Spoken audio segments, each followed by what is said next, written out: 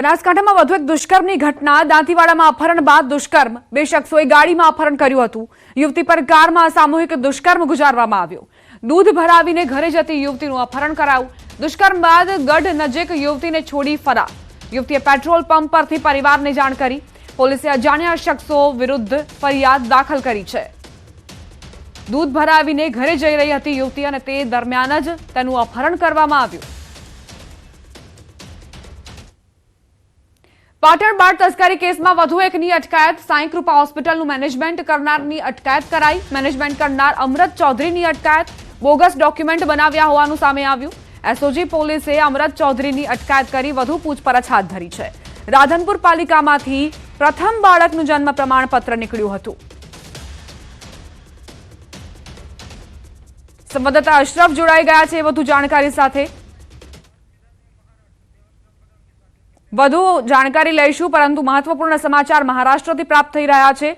દેવેન્દ્ર ફડણવીસ જેઓ મંચ પર ઉપસ્થિત થઈ ચૂક્યા છે। તમામ કાર્યકર્તાઓમાં ઉત્સાહની લહેર જોવા મળી રહી છે। કાલે ભવ્યાથી ભવ્ય સમારોહ 5 વાગે સાંજે યોજાવા જઈ રહ્યો છે, જ્યારે મહારાષ્ટ્રના સીએમ મુખ્યમંત્રી દેવેન્દ્ર ફડણવીસ શપથ ગ્રહણ કરશે અને તે પહેલા તેમના નામની જાહેરાત થતાં જ એક અલગ જ ઉત્સાહ જોવા મળી રહ્યો છે। નવા સીએમ મુખ્યમંત્રી મહારાષ્ટ્રને મળવા જઈ રહ્યા છે। વિજય રૂપાણી પણ હાજર છે। પૂર્વ મુખ્યમંત્રી ગુજરાતના જેમને નિરીક્ષક નિયુક્ત કરવામાં આવ્યા હતા। કેન્દ્રીય મંત્રી નિર્મલા સીતારમણને પણ નિરીક્ષક નિયુક્ત કરવામાં આવ્યા હતા અને એક બેઠક મળી ધારાસભ્ય દળની, જે બેઠકમાં નક્કી કરાયું મુખ્યમંત્રીનું નામ અને દેવેન્દ્ર ફડણવીસના નામ પર મહોર મારવામાં આવી છે। મહારાષ્ટ્રના સિંહાસન પર હવે દેવેન્દ્ર ફડણવીસ ફરી એક વખત બિરાજમાન થશે અને મહારાષ્ટ્રની કમાન સંભાળશે। આવતીકાલે શપથ ગ્રહણ સમારોહનું આયોજન કરવામાં આવ્યું છે। હવે સવાલ અહીં એ થઈ રહ્યો છે કે મુખ્યમંત્રી દેવેન્દ્ર ફડણવીસ રહેશે, પરંતુ જે સાથી પક્ષો છે તેમના ફાળે આખરે કેવી જવાબદારી રહેશે? કયા કયા પોર્ટફોલિયો મંત્રીમંડળમાં જે સામેલ થવાના છે તે મંત્રીઓને મળશે? અને સાથે જ શિવસેના એકનાથ શિંદે જૂથ અને અજીત પવારની એનસીપી બંનેના કયા એવા નેતાઓને પસંદ કરવામાં આવશે કે જેઓ મંત્રી બનશે? અને અજીત પવાર અને એકનાથ શિંદેને પણ કઈ જવાબદારી મળશે? મુખ્યમંત્રીના નામ પર સસ્પેન્સ હતું, તે હવે તેના પરથી પડદો ઉંચકાઈ ચૂક્યો છે। તમામ ટોચના નેતાઓ અત્યારે फडणवीसने વધાવી રહ્યા છે। त्यांची सकाळी बैठकी झाली। कोर कमिटीच्या सदस्यांना विनंती आहे त्यांनी सर्वांनी वरती येऊन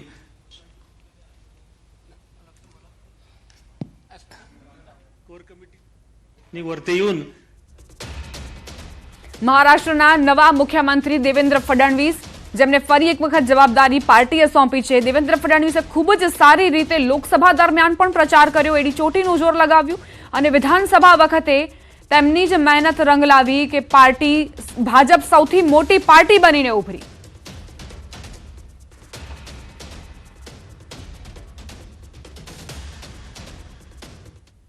ન્યૂઝ 18 ગુજરાતીના અહેવાલની ધારદાર અસર જોવા મળી છે। નિંદ્રાધીન કચેરીના કર્મચારીની ઊંઘ હરામ।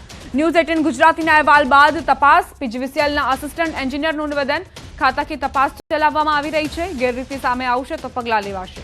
કર્મચારીઓ કોન્ટ્રાક્ટ આધારિત છે। કસ્ટમર કેરમાં તમામ કર્મચારીઓ ઊંઘ કરતાનો વિડીયો વાયરલ થયો હતો। ગ્રાહકો ફરિયાદ માટે ફોન કરતા હોય છે, પરંતુ ફોન નથી ઉપાડવામાં આવતા। રાત્રિના સમયે તમામ કર્મચારીઓ એકસાથે ખુરશી પર સૂઈ જતા હોવાનો વિડીયો વાયરલ થયો હતો। 5 મહિના પહેલા પણ વિડીયો વાયરલ થયા હતા। કાલના દિવસમાં એક વિડીયો વાયરલ થયેલો છે, બરાબર છે। એમાં રાતના સમયનો હોય એવું જણાય આવે છે, બરાબર। રાતના 4-5 વાગ્યાના સવારના હોઈ શકે છે, બરાબર છે।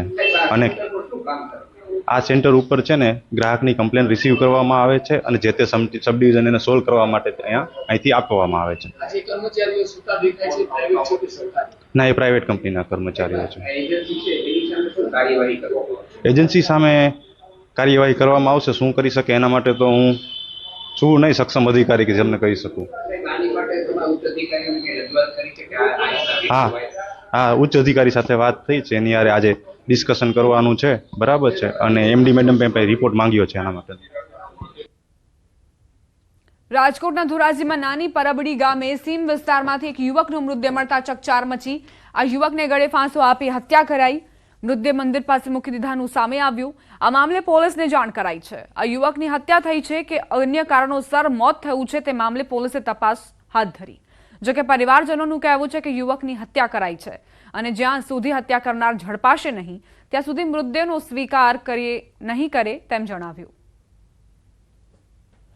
દીવાબત્તી કરવા આવ્યો અહીં મંદિરે ત્યારે આ પોઝિશનમાં આની લાશ જોઈ અને એની ગાડી પડેલી જોઈ ત્યાં પડેલો હતો બરોબર મેં લાશને સ્પર્શ કરેલો નથી પછી અહીંથી હું નીકળી દીવાબત્તી કરી મેં મારા કાકાને અને કાકીને બોલાવ્યા એના મા બાપને કે ભાઈ તમારો રીમલો ક્યાં છે તો કે એ હાંજનો નથી આવ્યો। મેં કીધું એ મંદિરે આપણા દાદાના મંદિરની દિવાલે પડ્યો છે એની ગાડી ત્યાં છે કોઈ બનાવ બનેલો છે। આ 10 વાગ્યાને કે 11 વાગ્યાના ગાળામાં કરીને આ તો સવારમાં અમને જાણ થઈ। અમારા દાદા પરિવાર છે અહીંયા અમારા સાગઠિયા પરિવારના સુરાપુરા દાદા ત્યાં દીવાબત્તી કરવા આવતા અમારો ભત્રીજો એને આ જોયું અને અમને જાણ કરી। કોણે કર્યું છે કઈ શંકા કોઈની ઉપર? શંકાસ્પદ હવે આમાં કેવી રીતે ખબર પડે સાહેબ? આ ડેડ બોડી જોતા લાગે છે કે એનું મર્ડર થયું છે અને જેની ઉપર શંકા છે એના નામ પણ આપવામાં આવ્યા છે। ધોરાજી પોલીસ અહીંયા ઉપસ્થિત છે। તાત્કાલિક જે આરોપીઓ છે એની ધરપકડ કરે અને પંચનામું અને ડેડ બોડીનું પીએમ થયા બાદ એ લોકો વિરુદ્ધમાં ગુનો દાખલ કરીને તાત્કાલિક આરોપીઓને પકડવામાં આવે। જ્યાં સુધી આરોપીઓને પકડવામાં નહીં આવે ત્યાં સુધી અમે અનુસૂચિત જાતિ સમાજ દ્વારા નક્કી કરેલ છે કે આ ડેડ બોડી સ્વીકારવામાં આવશે નહીં। રોકાઈશું એક નાનકડા વિરામ માટે। આપ જોતા રહો ન્યૂઝ 18 ગુજરાતી।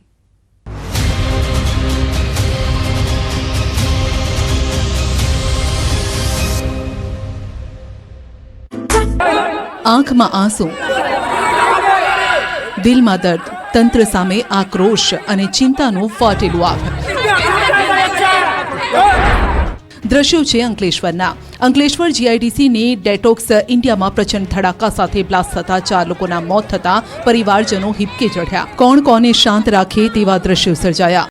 અંકલેશ્વર ઔદ્યોગિક વસાહતમાં આવેલી ડેટોક્સ ઇન્ડિયા કંપનીમાં મલ્ટી ઇફેક્ટ ઇવોપરેટર પર રેલિંગ લગાવવાની કામગીરી ચાલુ હતી અને ત્યારે વિસ્ફોટ થયો। સવારના 11:30 અને 12 વાગ્યાની વચ્ચે આ ઘટના ઘટી। બ્લાસ્ટ એટલો પ્રચંડ હતો કે એકની બોડી પ્લાન્ટની બહાર ઉડીને કંપનીના કેમ્પસમાં પડી। અંકલેશ્વરની ડેટોક્સ કંપનીમાં બ્લાસ્ટની ઘટના બાદ એક કામદારનો મૃતદેહ કંપની બહારથી મળી આવ્યો। બ્લાસ્ટમાં મૃતદેહો ફંગોળાયા હતા। બનાવની જાણ થતાની સાથે જ ફાયર ફાઇટર તેમજ સેફટી એન્ડ હેલ્થ વિભાગની ટીમ ઘટનાસ્થળે પહોંચી। આ તરફ પોલીસ કાફલો પણ ઘટનાસ્થળે પહોંચ્યો। બ્લાસ્ટની માહિતી મળતા જ લોકોના ટોળા કંપની બહાર એકઠા થયા। કામદારો દ્વારા વિરોધ પ્રદર્શન કરવામાં આવ્યો। કંપનીના ગેટ પર બેસી કામદારોએ હંગામો મચાવ્યો। અંકલેશ્વર જીઆઈડીસીમાં આવેલી ડેટોક્સ ઇન્ડિયા કંપની ઇન્ડસ્ટ્રીયલ વેસ્ટના નિકાલનું કામ કરે છે।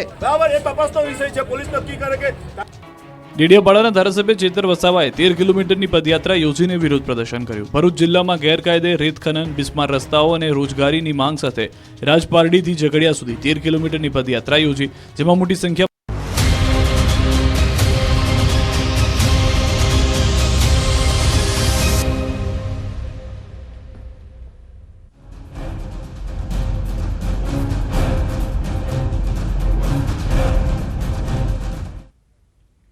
Welcome back. ખ્યાતિકાંડ કેસમાં વધુ એક આરોપીની ધરપકડ કરાઈ।